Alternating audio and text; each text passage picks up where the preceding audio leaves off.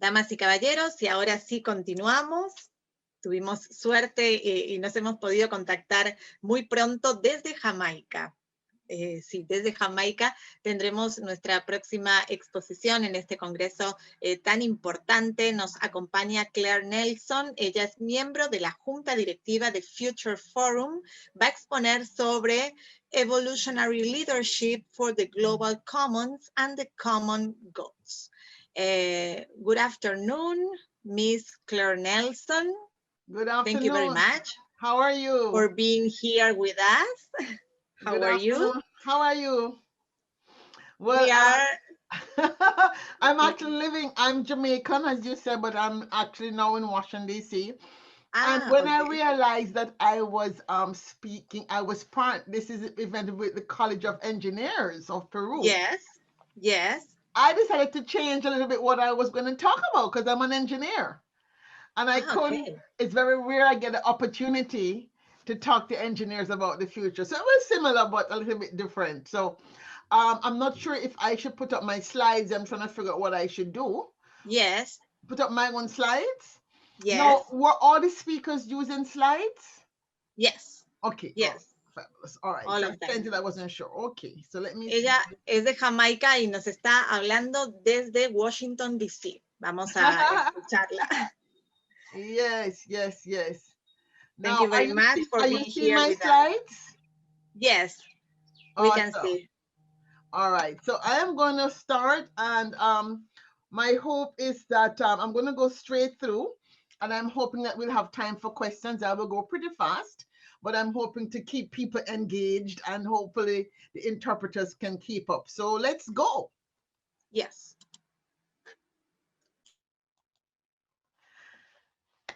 So, smart futures for a flourishing world, advancing engineering leadership in a VUCA world. As you have heard, I am an engineer and I come to the world of economic development and everything through the lens of an engineer. When I started engineering way back in the day, I was the only Black female in my class. And so I come to this with a whole different view of how we might change the future. So jump with me to 2030 and imagine the headline: smart cars collide with dumb drivers in traffic snafu. We all have been talking about smart cars, but there's a long reason why we haven't gotten ahead of it, because there might be some legal issues. So yes, we can do it in terms of the engineering of it, but the law still has not yet caught up. So that's a headline that you might see in 2030. Another headline you might see in 2030 is solar building technology fails to pass reinsurance evaluations. And in this case, we're talking a story about solar skins, solar nanoflakes, which would have been brought onto the market, which have revolutionized smart buildings. And so there's a new insurance that has to go alongside with that. Here again, you see that engineering and science is driving the way we live and driving new products. And yet another headline, which says mHealth Africa secures $10 million for MSME healthcare management system. Well, with all of what's happened with COVID, we see a lot of people from the poor and developing countries trying to figure out how to use technology, STEM technology, telehealth, telemedicine to provide healthcare for the underinsured people at the bottom of the pyramid. So our quest for today is to figure out how can we advance a smart futures paradigm across all the engineering disciplines that can allow us to accelerate the achievement of the Sustainable Development Goals. That is something I am passionate about. I consider myself an evangelist for the Sustainable Development Goals, having worked for over 30 years in the Inter-American Development Bank. My quest is to see a globally diverse landscape of engineers driven towards the creation of a sustainable future. But the fact is, many engineering professionals are still not prepared to address the question of sustainable development. And studies have shown that many engineers just leaving school, surprisingly enough, have not heard about sustainable development. I know that the engineering fraternity, community, sorority is moving forward, but we have to move even faster. So today, I want to explore the emerging future. I want to excavate the vision of the future we say we want as a human family. And I want to see how might we enliven the story we're telling ourselves by having engineers equipped to think about the future and to design for the smart futures. And so we're going to look at it by asking questions. Where are we now? Where we want to go? How might we get there? And who we must become if we want to become the smart leader for a smart future. What's going on? Racial uprising in America and around the world. We have COVID-19. We have environmental disasters. I mean, so many sticky problems exist. But engineers are what? We are the angels, if you will, of problem solving, right? We take raw science, we take some artistry as well, and put that together to create new opportunities. And so, yes, we are in a state of future shock. That phrase was coined by a gentleman named Alvin Toffler so many years ago, over 50 years ago. And I would say that because some of us are trying to multitask so often. We are in 3 meetings at the same time because we're not physically present. So we're trying to be on Zoom in one call, and on our laptops we're in another call, and then on our phones we're in another call.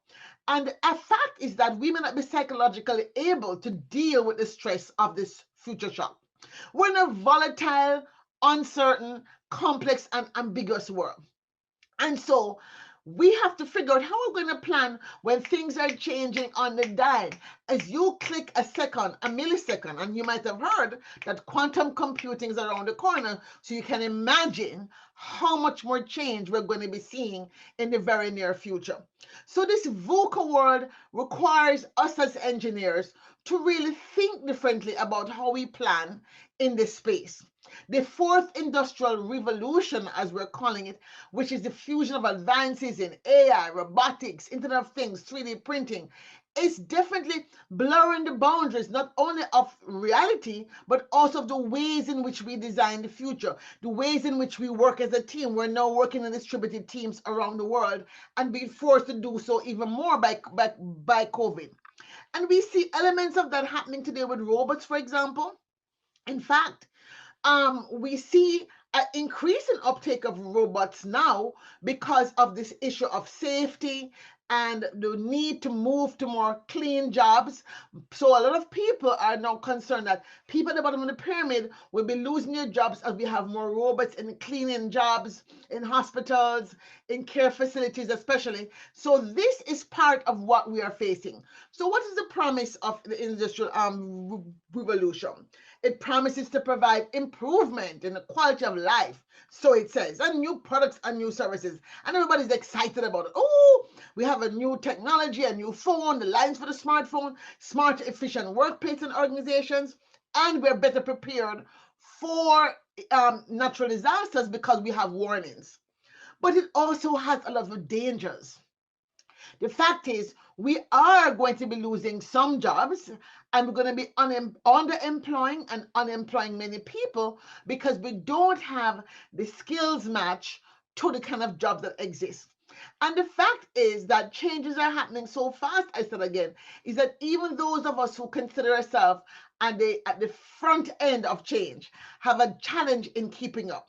So the question is, are we as engineers ready really to be managers and leaders of the space? It's one thing to be able to design the hardware or to design the software or to design new equipment, but do we understand exactly how these technologies are going to be integrated into the world in which we are living?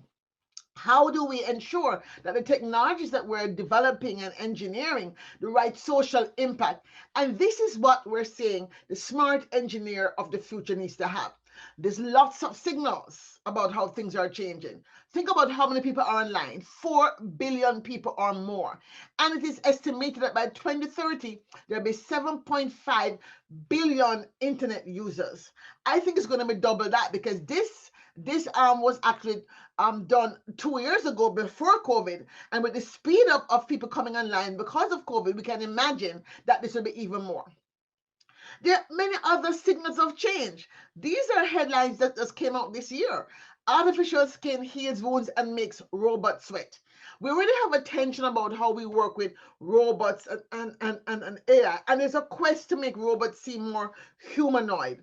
There's some people who are for that and there's some people against it. How do we as engineers think about how we are creating these technologies to be interfaced with our human reality? We, of course, still want to have a very human future. Smart sponge selectively soaks up oil in water. It's a very important topic because we have more and more people drilling for oil in the sea, in the Arctic, places where the environment is saying, hey, this should not happen. How do we ensure that we have technologies affordable to mop up any disaster that could happen? And it's not only the big oil spills, there are also the small oil spills. We have a new headline: Smart Glove translates American Sign Language in real time. Wearable technology, assistive technology, all of these things are things that are being built. But in every case, there's a winner and there's a loser. In this case, there would seem to be no losers in this case, because who would not want to be able to communicate with our friends who are hearing impaired or disabled or deaf? Smart tinting on windows. We talked about it earlier. We need to figure out how to reduce warming in offices so we can reduce air conditioning. These things are already in the research lab. So you can imagine what the headlines will read in 2030 when all these products now on the design table are put in the market in the next 3 to 4 to 5 years. The world will be very different in 2030. The question is, are you futures ready? Are you futures ready? Are you able to welcome the big, sticky, wicked problems? Because as I said before, in them are your most powerful opportunities for change. What does it take to be futures ready? Stick with me and we'll find out. So what we're talking about is answering the questions about accepting that this volatile, uncertain, complex, ambiguous world is the new normal. Recognizing that you have to be structured to deal with this world reality. It's not going to go back. We're not going to go back to what it was before COVID. We can only go forward. Do you know what will be expected in your industry 10 years from now? Forget that. Do you know what is expected 5 years from now? Because change is happening so fast. And have you thought about what do you need to establish new partnerships to go forward? So we're here today. Our quest is to really talk about the future of engineering, the future of Peru, the future of Latin America, the future of the world, and to gain more clarity about our emerging future and the impact on society in large, and the future of the engineering industry, and how we can align ourselves to better face the uncertain futures, and not only face, but also to lead us into a more safe future. My question as a SDG multiplier and change maker is that I want to see how can we develop futures literacy across the engineering discipline that accelerates achievement of the SDGs. Because there are some people who are saying the SDGs will not be accomplished in the year 2082. Well, I for one will be long gone by then. But it's also frightening to me when we think about what we're facing right now. I'm talking about a sustainability engineering literacy, a futures literacy that goes beyond the kind of technology foresight we do for prototype engineering and innovation leadership. I'm talking about looking at system thinking across all our environments so that we can look at the ecosystem in which we're doing our products, our processes, and services. Because even as we engineer and we think about this cup, for example, that I'm holding, this cup has water, it has tea. All of these systems were engineered, and we have to do a far better job of ensuring that we're able to be literate in how these things together create a sustainable reality. Now, some people, as I said before, don't know what sustainable development is. So let me back up. So sustainable development is about meeting the needs of the present without compromising the ability of future generations to meet their own needs, right? And this came out way back in the 1980s, where we talked about three fundamental components, which are the environment, the economy, and the society. And people tend to see them as three distinct things. And that's the first correction we have to make. So when we look at sustainable development and we think about the 14 grand challenges for engineering, you see that all of these 14 things do contribute in some way to this idea of a sustainable world, which is a complex system of systems. Whether it's providing access to clean water, which is an engineering and science problem, or providing securing our cyberspace, very critical. We're now all here in cyberspace. How do we secure cyberspace? All of these problems are not individually 14 challenges, but are actually system of systems, complexes that work together. And that's one of the first things I want to put on the table, understanding this idea of the link between sustainability and systems thinking. We tend to look at it as three intersecting circles, when in fact the circles are more or less embedded in each other. We are embedded in the natural world. We are not apart from the natural world. And so strong sustainability requires that we focus on this concept of systems. Sustainable systems that allow us to create a safe, just space for humanity. This is the future we want. This is the future we want. There are 9 planetary boundaries, from land use change to ocean acidification, which we don't want to go beyond. And there are also some social dignity foundation things we don't want to go below. And in this green circle is what we call the safe, just space for humanity. A new way to look at the economics that were driving us. And it's the economics that these people are saying why the 17 Sustainable Development Goals, as they're listed out, will not be happening. They're saying there's not enough funding to do it. And I question that very seriously. I question the idea that it's about the money why we can't do this. I would like to say it's about the fact that we have not engineered the system of systems to allow us to move the agenda for the 17 SDGs fast enough. There are 5 aspects: people, planet, prosperity, peace, and partnership. And the fact is, we have not organized the people. So even the funds that we currently have at our disposal, to me, are not being used in the most efficient and effective way. That is what is keeping us apart. And so I feel it's important that we as engineers who are driving so many things, from the health to water to energy, especially, and industry and sustainable cities, and we're as engineers driving same climate action and life below water. But more importantly, you see I put an 18th goal. It doesn't really exist. But space and digital technologies might well be candidates for an 18th goal, because without these, the use of space and satellites and GPS and the internet, we're not going to get there. And that is an engineered ecosystem. So good health, we have engineers. In education, going online, the science labs, we have engineering. In gender equality, we want to see more girls and women get involved in STEM, to not be left behind. There's engineering. When it's goal 6, water management, sanitation management, that's an engineering problem. Energy, whether it's tidal energy, wind energy, solar energy, geothermal energy, it's an engineering problem. Transportation industrialization, with its subtrains, it's all engineering problems. Cities are inclusive and safe, resilient, not just smart traffic, but smart people, engineering problem. Consumption that's sustainable, that's an engineering challenge. Taking action to combat climate change, carbon sequestration is an engineering challenge. To be able to repair the damage we have done to the sea, clean up plastics is an engineering challenge.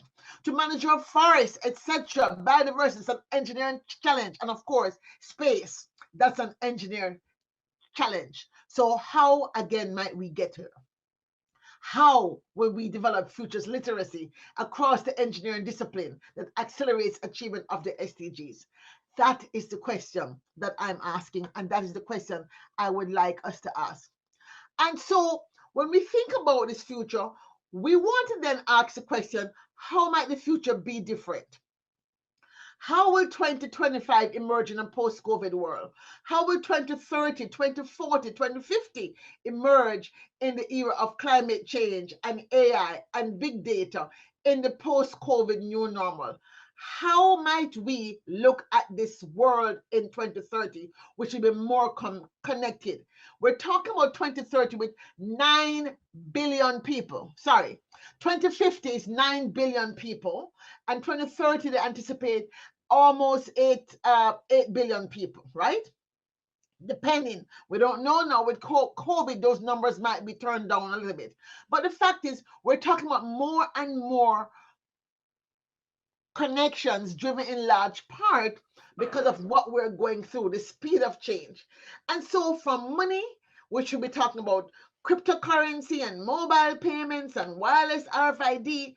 But the question is, can digital money work in a world where there's no power system? That's the question I ask. We're talking about moving towards cryptocurrency and mobile phones, but all that requires power. Big assumption. Healthcare 4.0. Healthcare 4.0, same thing. Human like robots. All of this is about a different way of working and living, right?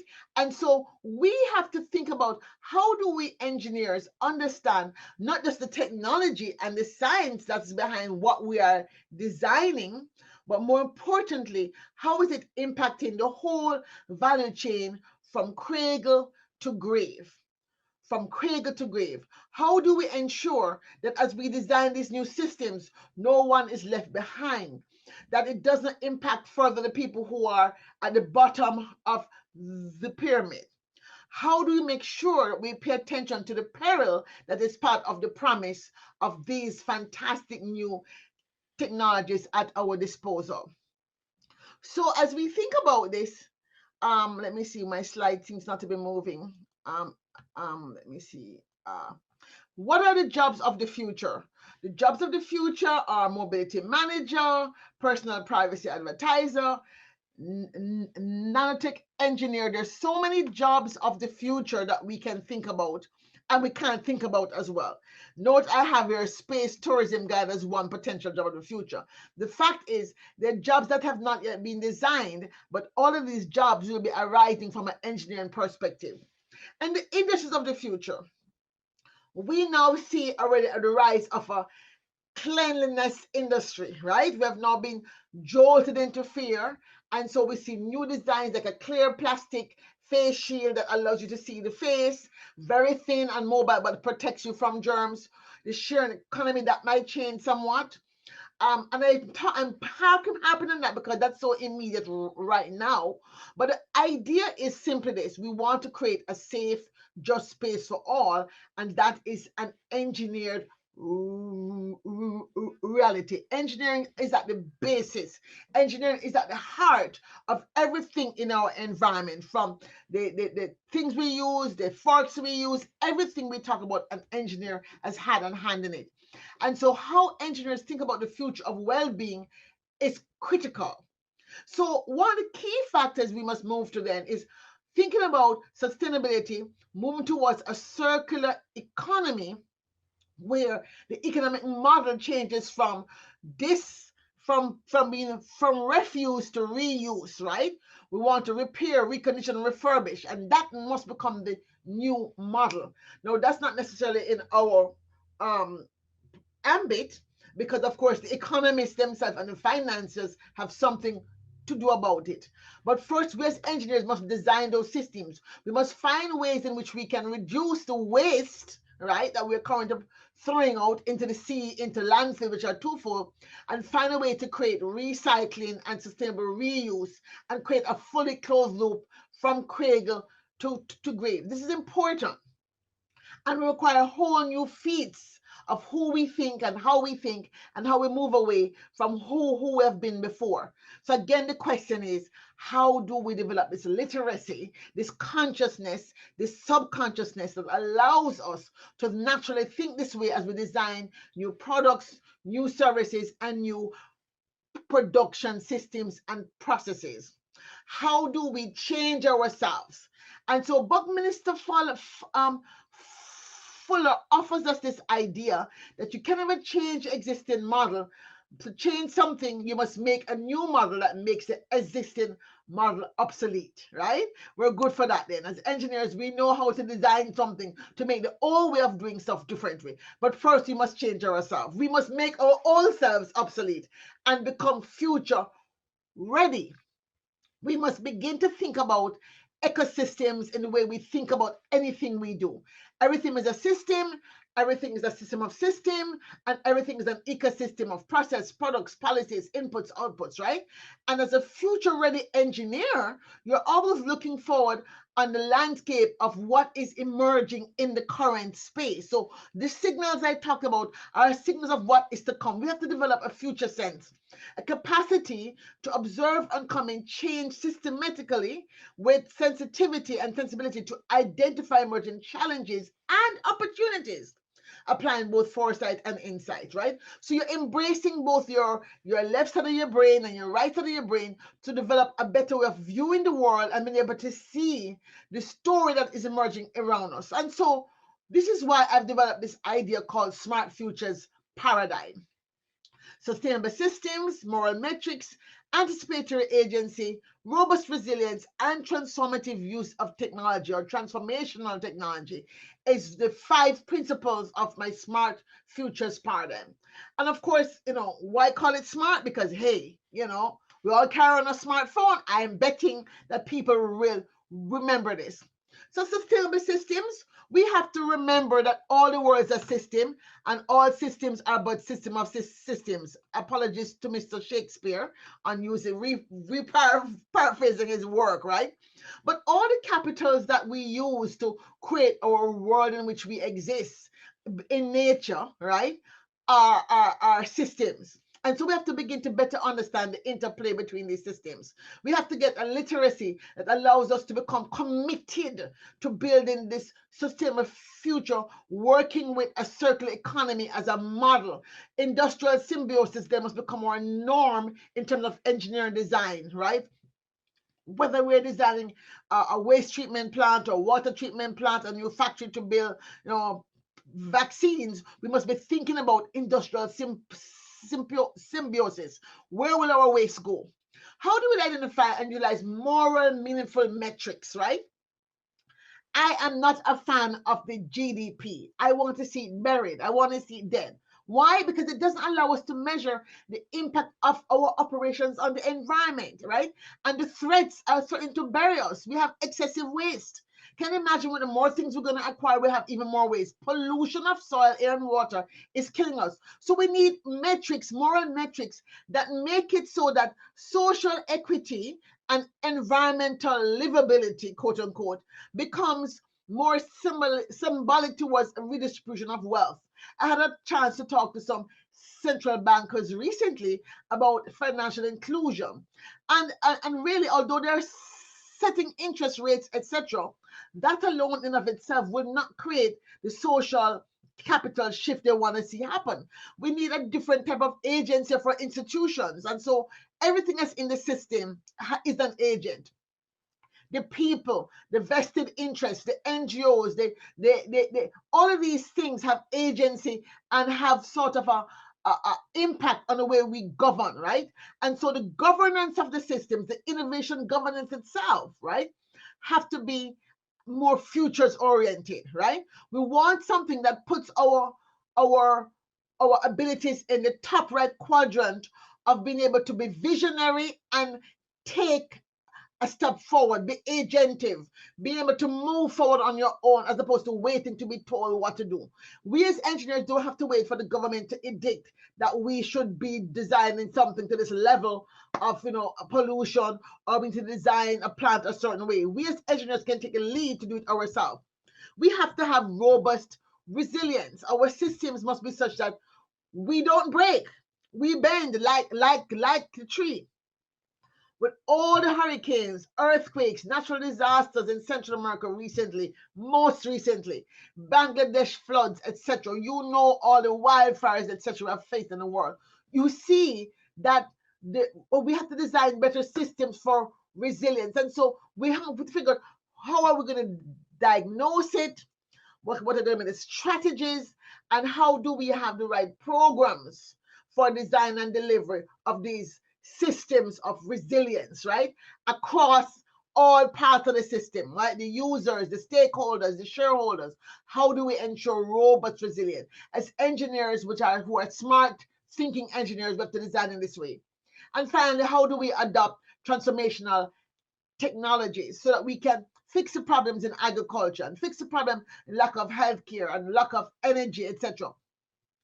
All of these transformational technologies have pluses and minuses. So we may have to adapt them so they give less waste, for example, so that they can be adopted in countries or small islands, for example, where most things are designed for large systems. I'm very proud to then say I have been able to work with Morgan State University to launch in the middle of COVID. Our official launch will be in January, the Center for Sustainable Futures at the School of Engineering. And I'm proud to say that I'm inviting you, engineers in Peru, in Latin America, to consider partnering with our center to begin to look at engineering foresight from a different perspective. Our vision is to look at the future of energy, the future of city, the future of water, the future of everything in a way that allows us to better face and embrace the realities and to assist in the creation of more prosperous futures. We want to teach engineers to recognize the future, adjust to the future, and create the future, but create the future eyes wide open, right? Many times we have designed stuff without taking heed of the negative impact of that which you have designed. We want to design stuff eyes wide open. And so the mission will be to really incorporate the lens of foresight and future studies in the discipline of engineering. So we want to move towards making sure that in 5 years' time, no engineer graduates, right, without understanding foresight and future thinking and systems of systems thinkings, complexity science, so that they can become better able to solve our problems, right? We think we will have value and add value to the engineering community as well as the public policy community, because we want to partner to do innovative research and projects aimed at not only solving the grand engineering challenges, but also critical systems affecting marginalized people in the USA as well as countries in the global south. Hence, I hope that we can really talk about partnering with the College of Engineering in Peru to create a new partnership, because we believe that these partnerships are going to be needed to create trans-institutional dialogues that can impact on agencies that impact us, like the Organization of American States or the Inter-American Development Bank or the Inter-American Institute for Investment in Agriculture. All of these regional institutions, we must begin to have impact as engineers in these spaces, right? For this, we need spiritual intelligence, moral, analytical, relational, and temporal intelligence. We must become ourselves smart leaders, system thinkers, smart leaders. That is what is needed to be able to make the impact on these institutions, which were designed for the 20th century, and in large part live by a set of rules that still do not endow us with what is needed to be successful in the 21st century and beyond. So spiritual intelligence is right thinking, recognize ourselves as a living ecosystem and that we're part of a complex of living and man-made ecosystems, right? We do not own the earth, right? We are part of the earth. We do not own the cosmos. We belong to the cosmos. So let us not go out and try to conquer space the way we have conquered the Americas, for example. We need to have the power of moral law, moral intelligence, the right feeling. This shift to seeing yourself as interdependent must happen because for too long, we have gone with the Judeo-Christian principle of dominance. We need to understand, as indigenous peoples of the world do, that we're interdependent species. We're interdependent as a human family.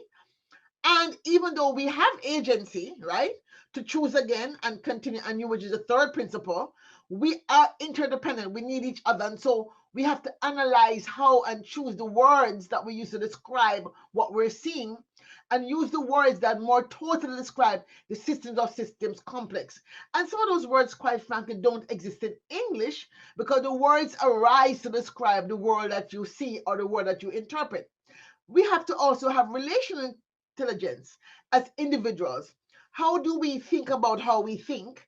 And how do we think with others? Because we're going to need better teams, right? Especially those of us who are engineering, working in national systems, the Ministry of Water, the Ministry of Transportation. We need for you to have relational intelligence, because too often we have ego-filled engineering, ego-filled leaders that do not help us to create the partnerships we need to move forward. And finally, we need to understand time and temporal intelligence, that the only constant is change, and that to recognize the future and to be able to recognize that everything we touch, we change, is that we ourselves are activators or agents of the way time and space and the real world evolves. It's very important. So all of this is about what I call my evolutionary leadership intelligence, right? And it's an undifferentiated combination of these 5 things I just talked about. It's not that you have one or the other. You have to inculcate them in yourself. And you can't study them. You have to be those things. And it requires some coaching, some deliberate putting of yourself in new places and new spaces to stretch your way of thinking. You have to begin to think about possibilities instead of constraints. It's an active way. You have to start learning to ask critical questions, question everything. You have to think win-win. It's not win-lose anymore, because guess what? We're all going to lose in the human space if we don't solve the problems of climate change and global warming and too much nitrogen in the oxygen in the land. We will all basically self-destruct, right? Dr. Nelson, we have 2 more minutes. Yes, we're almost there. So okay. So we need to get out of our comfort zone and think about being coached, right? Going to coaching, individual coaching. As I said, it's not something you can study. It's something you develop with practice, right? And so when I ask you then as engineers to think about leadership, I'm asking you to recognize that you are a leader. Each of us are. We don't have to have a title to be a leader. Each of us have the power to change the world in which you reside, the institution in which you work, the community in which you live. You have the opportunity to make a decision about the local town, village, or city in which you live. The question is, are you up to the challenge, right? Your choice to evolve will demand a lot of you right now. And leadership you may never have exercised. But that is what I'm asking you, asking us as engineers to do, to travel into uncharted waters, right? And recognize there will not be smooth sailing. Because this will allow us to have a blessed relationship with our most sacred self. And so I end by saying, remember, the future is embedded in the landscape of both the past and the present, and to face the future with faith. I just want to thank you so much for allowing me this opportunity to speak to you today and to share some thoughts on the future we want, and ask you to remember that we can believe it. We just have to see it, envision it, and then believe it. I thank you. Thank you very much, Dr. Claire Nelson, for your presentation. We are living in a constant challenge, doing a lot of things at a time, and have to be resilient and accept the new life. We have a lot of goals in front of us, and we have to reach them as soon as possible to be happy. Thank you very much again for being here with us. Thank you. And for your time. Thank you. De este modo le agradecemos a la doctora Claire Nelson desde Washington, D.C. Ella es jamaiquina y le agradecemos por habernos brindado esta exposición.